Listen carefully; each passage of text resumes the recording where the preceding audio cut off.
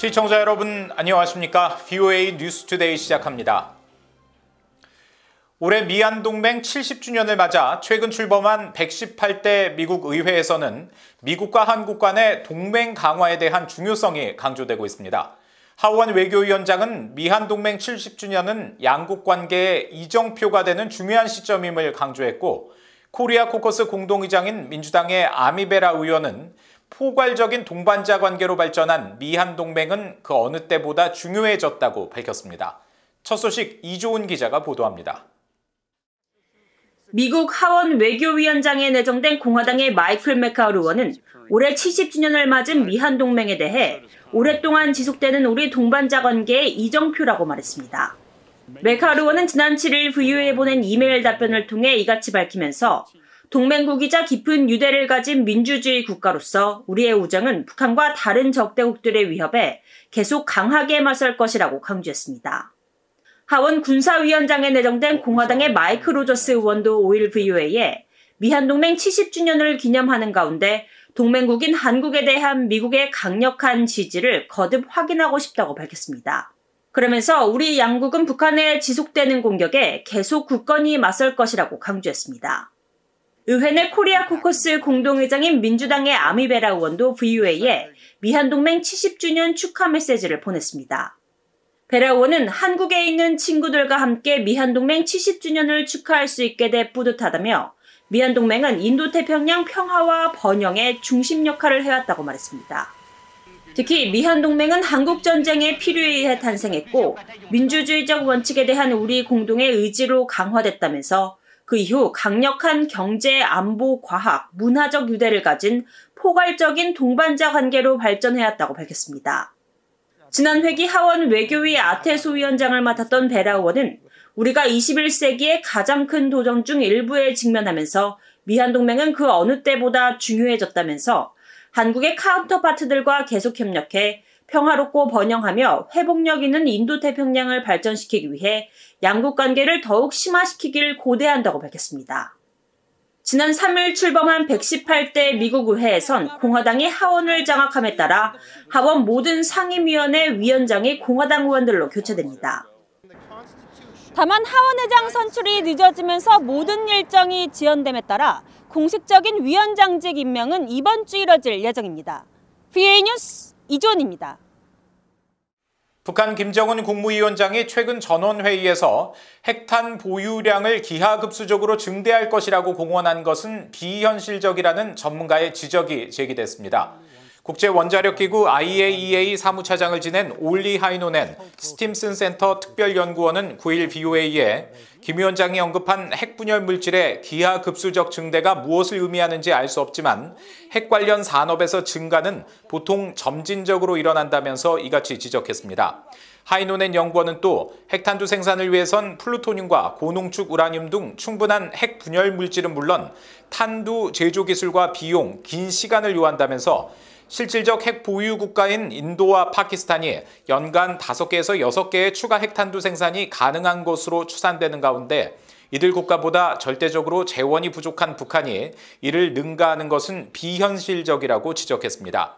미국의 핵과학자인 데이비드 올브라이트 미국 과학국제안보연구소 소장도 김 위원장의 메시지는 기술적 능력보다는 수사적 효과를 위한 것으로 보인다며 다만 북한이 그동안 생산한 무기급 우라늄 재고량을 이용해 전술 핵무기 생산에서 빠른 증가를 이룰 가능성은 있다고 분석했습니다. 뉴질랜드는 북한의 최근 탄도미사일 발사 등 긴장 고조 행위에 대해 우려하며 북한은 미국과 한국의 대화 제의를 받아들여야 한다고 밝혔습니다. 뉴질랜드 외무부 대변인은 9일 VOA의 관련 질문에 우리는 한반도 긴장을 고조시키는 어떠한 사건에 대해서도 우려하고 있으며 북한이 긴장 완화와 비핵화를 향한 노력을 위해 국제사회와 건설적으로 관여할 것을 지속적으로 독려해왔다고 강조했습니다. 또 뉴질랜드는 북한이 미국, 한국과의 대화 제의를 받아들일 것을 촉구하며 유엔 안보리의 모든 대북 제재 결의에 대해 완전하고 효과적인 이행에 전념하고 있다고 밝혔습니다. 대북 제재 위반 혐의로 미국으로 신병이 인도된 첫 북한 국적자 문철명에게 중형이 구형됐습니다. 국선 변호인은 문철명이 장기간 구금을 통해 이미 죄의 대가를 치렀다면서 구치소에 수감된 기간만큼만 형량이 선고돼야 한다고 주장했습니다. 함지아 기자가 전해드립니다. 미국 워싱턴 DC 연방검찰은 9일 재판부에 제출한 선고 제안서에서 문철명에게 상당한 기간의 징역형이 선고돼야 한다고 밝혔습니다. 특히 문철명의 범죄 행위는 현재 선고 형량 지침서에 의거해 121개월에서 151개월, 즉 10년에서 12년 이상의 실형에 해당한다며 이에 따른 중형 선고를 주장했습니다.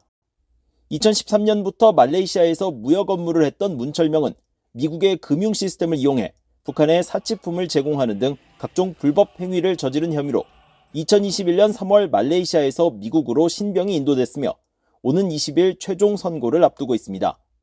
검찰은 선고 제안서에서 해외에서 미국을 상대로 범죄를 저지른 사람들은 자신들이 결코 체포되거나 붙들리지 않을 것으로 믿고 있지만 이번 사건은 그렇지 않다는 점을 보여줬다며 피고의 행위는 중대하고 상당한 징역형을 선고받을 만하다고 강조했습니다. 문철명의 변호인도 8일 재판부에 선고 형량 제안서를 제출하고 문철명이 말레이시아와 미국 구치소에 수감된 기간인 약 4년을 넘기지 않는 실형 선고를 희망한다고 밝혔습니다.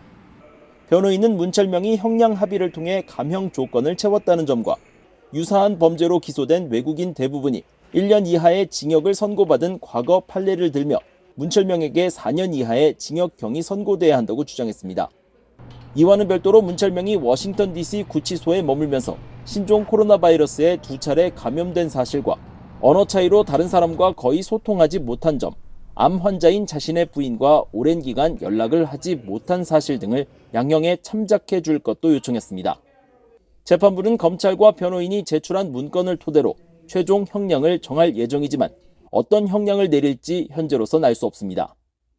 주 포인트는 피고가 공소 사실을 인정하긴 했지만 공식적으로는 아직도 무죄를 주장하고 있다는 점과 이에 대한 검찰의 반대 입장을 절충하는 선에서 또 배심원이 배제된 상태에서 담당 판사가 연방 법원의 선고 형량에 관한 가이드라인에 따라서 선고를 내릴 것으로 전망되고 있습니다.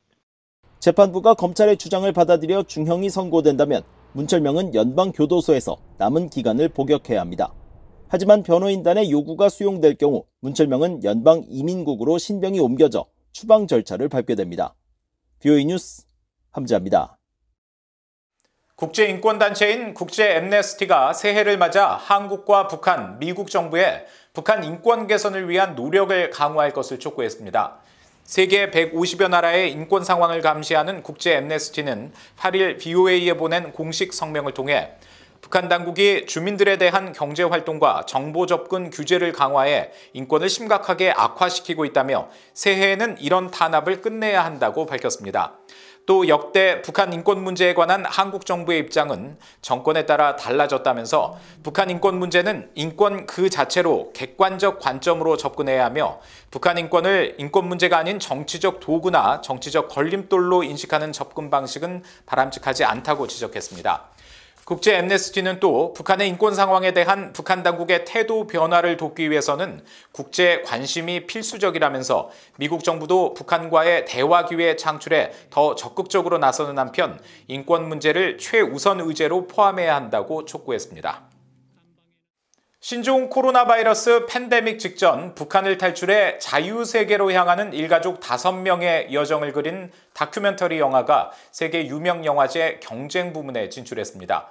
세계 독립영화계의 오스카상으로 불리는 썬댄스 영화제는 최근 홈페이지를 통해 미국의 매들린 게빈 감독이 제작한 다큐 영화 유토피아를 넘어서를 다큐멘터리 경쟁 부문에 초청했다고 밝혔습니다.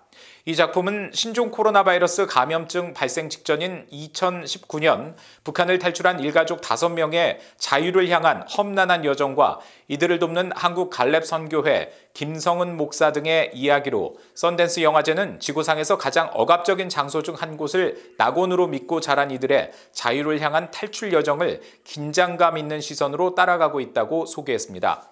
또 이 영화의 핵심에는 어쩔 수 없이 떠나야 했던 자녀와의 재회를 위해 필사적으로 노력하는 어머니, 또 국경을 넘어 험난한 여정을 떠나는 어린아이들과 고령의 할머니 등 일가족 5명과 그들을 돕는 사람들이 있다고 설명했습니다. 썬댄스 영화제는 오는 19일 미국 유타주 파크시티에서 막을 올리며 영화 유토피아를 넘어서는 21일부터 5차례 상영을 하고 현지 시각으로 24일에는 온라인으로도 상영될 예정입니다. 국무부는 한국 등 외국 전기차의 세제 혜택 배제 논란이 일고 있는 미국의 인플레이션 감축법 IRA와 관련해 한국과 협의할 것이라고 거듭 확인했습니다. 네드 프라이스 국무부 대변인은 9일 정례 브리핑에서 호세 페르난데스 국무부 경제성장, 에너지, 환경 담당 차관의 한국 방문을 계기로 IRA로 인한 양국 간 문제가 해결될 것으로 낙관하느냐는 질문에 이것은 법안에 따른 결과이자 법안의 복잡한 부분이고 큰 부분이라면서 우리는 동맹 파트너와 협력할 준비가 돼 있으며 물론 한국과도 그런 우려를 고려하는 방식으로 이 법안의 이행 방안을 논의할 것이라고 답했습니다.